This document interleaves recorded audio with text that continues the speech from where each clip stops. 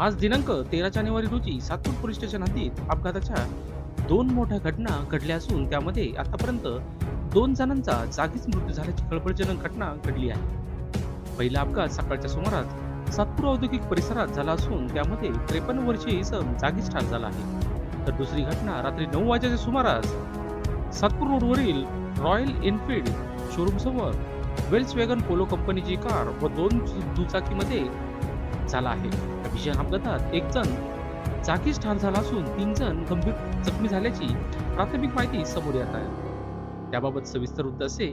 नाशिकहून सातपूरच्या दिशेने जात असलेली पॅशन प्रो मोटरसायकल क्रमांक MH15 TF 3190 व स्पोर्ट्स बाईक 220 MH03 DM 3452 जात असताना सातपूरच्या दिशेने येत असलेली व वळण घेत असलेली वेल्स वॅगन पोलो कार क्रमांक MH15 GA 0280 या गाडीने येणाऱ्या 2 दुचाकींना जोरदार धडक दिल्याने स्पोर्ट्स बाईक वर असलेल्या 2 जणांपैकी एकाचा जागीच मृत्यू झाला आहे तर दुसरा गंभीर जखमी झाला आहे. तसेच फॅशन प्रो या दुचाकीवरील 2 जण देखील जखमी झाले आहेत.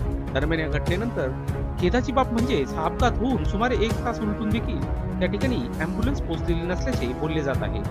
परंतु अपघाताची माहिती मिळताच सातपूर पोलीस ठाण्याचे पोलीस कर्मचारी सागर गुंजाळ, दीपक करपडे, गायकवाड यांनी तात्काळ घटनास्थळी धाव घेत परिस्थिती हाताळली. हा भीषण अपघात झाल्यानंतर त्या ठिकाणी बघ्यांची देखील मोठी गर्दी जमल्यामुळे काही काळ वाहतुकीस अडथळा निर्माण झाला होता.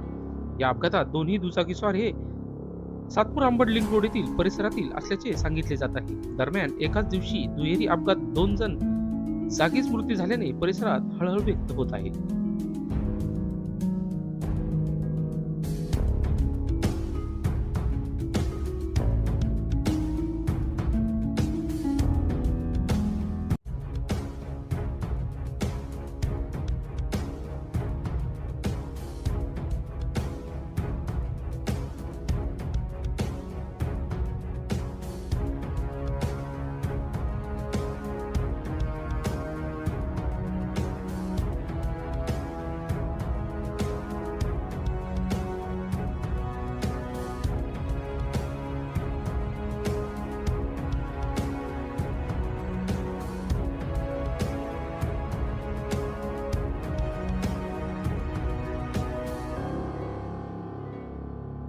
लोकशास्त्र न्यूजसाठी बंटी आढाव, सातपूर.